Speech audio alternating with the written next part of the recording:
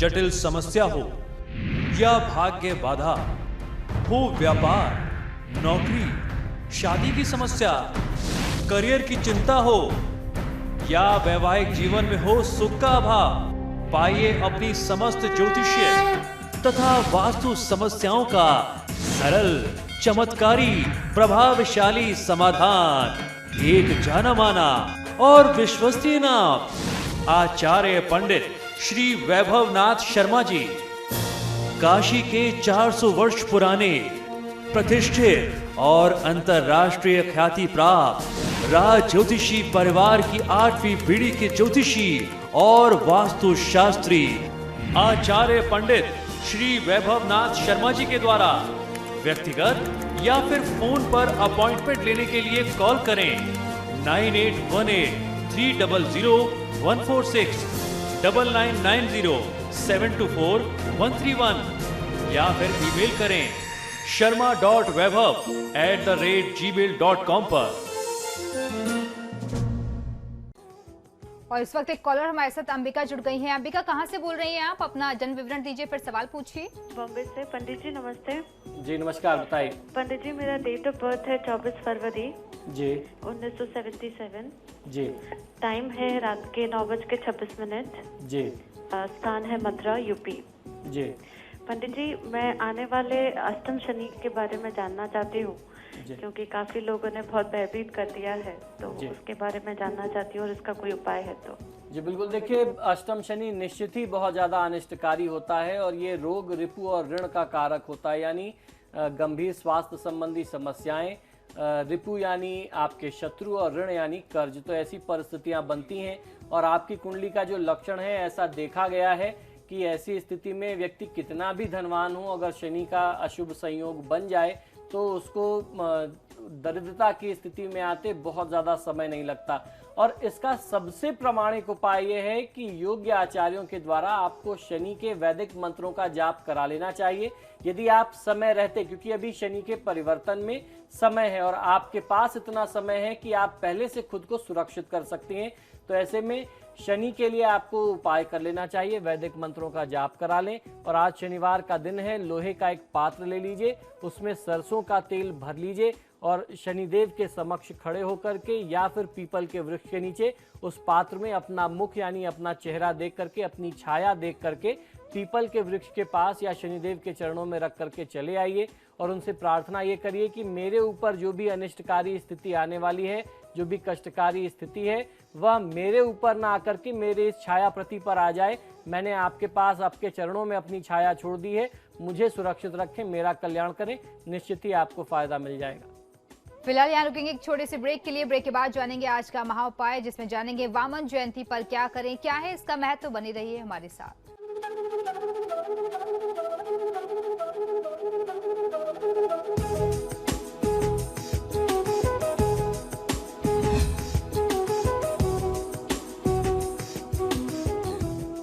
के बाद एक बार फिर से आपका स्वागत है। चलिए अब आचार्य जी से जान लेते हैं आज का महा उपाय। जी बिल्कुल, आज का महा उपाय बहुत ही विशेष है। आज वामन जयंती है, तो आज हम लोग चर्चा करेंगे वामन अवतार के बारे में। वामन जयंती भाद्रपद मास के शुक्ल पक्ष की द्वादशी को मनाई जाती है। द्वादशी तिथि के दिन मनाए जाने के कारण ही इस तिथि को या इस पर्व को वामन द्वादशी भी कहा जाता है। हमारे धर्म ग्रंथों के अनुसार इस शुभ तिथि को श्रवण नक्षत्र के अभिजीत मुहूर्त में भगवान श्री विष्णु के एक रूप भगवान वामन का अवतार हुआ था। इस तिथि पर मध्याह्न के समय भगवान वामन का अवतार हुआ था। उस समय श्रवण नक्षत्र था।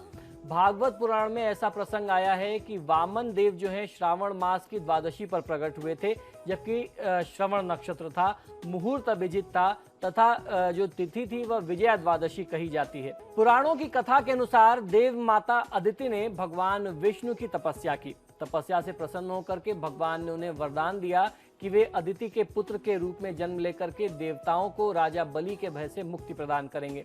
इसी वरदान को पूरा करने के लिए भगवान ने माता अदिति के घर भाद्रपद मास के शुक्ल पक्ष की द्वादशी तिथि के दिन वामन स्वरूप में जन्म लिया।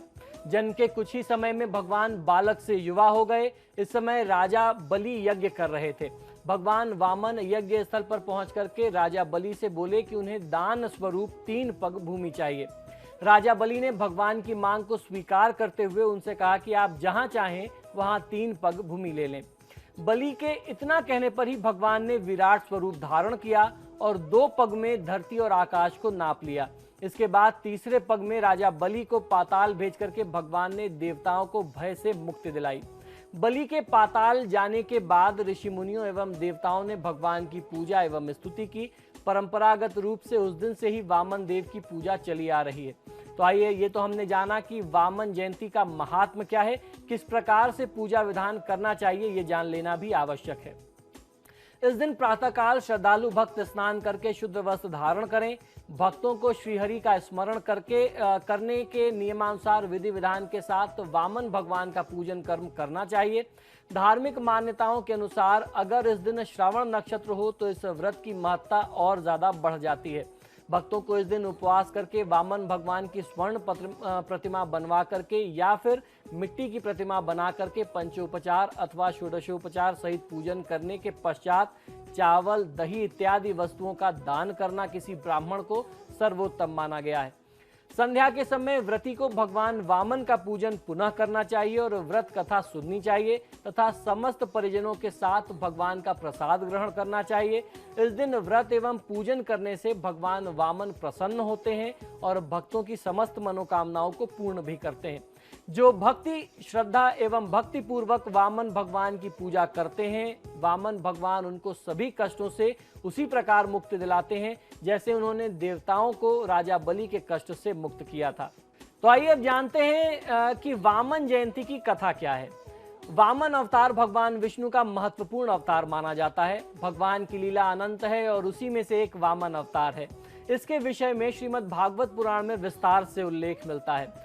हरदोई को हरिद्वोई भी कहा जाता है क्योंकि भगवान ने यहाँ 2 बार अवतार लिया। एक बार हिरण्यकश्यप का वध करने के लिए नरसिंह भगवान के रूप में तथा दूसरी बार वामन रूप रख करके भगवान श्री विष्णु ने यहाँ पर अवतार लिया। इसीलिए हरदोई को हरिद्वोई भी कहा जाता है।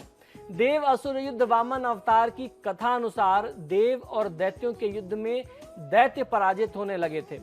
पराजित दैत्य मृत एवं आहतों को लेकर के अस्ताचल चले जाते हैं और दूसरी ओर दैत्यराज बलि इंद्र के वज्र से मृत हो जाते हैं। तब दैत्य गुरु शुक्राचार्य अपनी मृत संजीवनी विद्या से बलि और दूसरे अन्य दैत्यों को भी जीवित करके उन्हें अच्छे स्वास्थ्य का वरदान देते हैं। राजा बलि के लिए उनके गुरु शुक्राचार्य जो हैं एक यज्ञ का आयोजन करते हैं तथा अग्नि से दिव्य रथ, बाण, अभेद्य कवच को प्राप्त करते हैं। इससे असुरों की शक्ति में और वृद्धि हो जाती है और असुर सेना अमरावती पर आक्रमण कर देती है। तो इस आक्रमण से बचने के लिए इस यज्ञ की पूर्ति ना हो जाए, इस यज्ञ जो है वह पूर्ण ना हो जाए और उसके बाद इंद्रदेव के ऊपर आक्रमण ना हो जाए, देवलोक पे आक्रमण ना हो जाए, इससे सुरक्षा के लिए भगवान विष्णु ने यह अवतार लिया और उसके बाद राजा बलि को पाताल लोक में भेज करके पृथ्वी लोक के साथ साथ देवलोक की सभी देवी देवताओं की सुरक्षा की। तो इस प्रकार से इस तिथि को मनाना चाहिए। इस तिथि का महात्म्य बहुत है। हर प्रकार के कष्टों से मुक्ति प्राप्त करने के लिए वामन द्वादशी का व्रत सर्वोत्तम बताया गया है।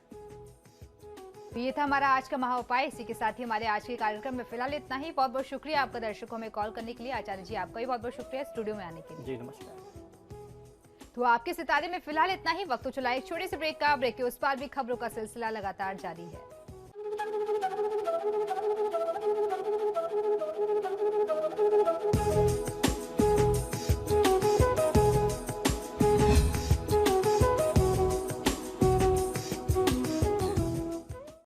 जटिल समस्या हो या भाग्य बाधा हो, व्यापार, नौकरी, शादी की समस्या, करियर की चिंता हो या वैवाहिक जीवन में हो सुख का अभाव, पाइए अपनी समस्त ज्योतिषीय तथा वास्तु समस्याओं का सरल, चमत्कारी, प्रभावशाली समाधान। एक जाना माना और विश्वसनीय नाम आचार्य पंडित श्री वैभवनाथ शर्मा जी।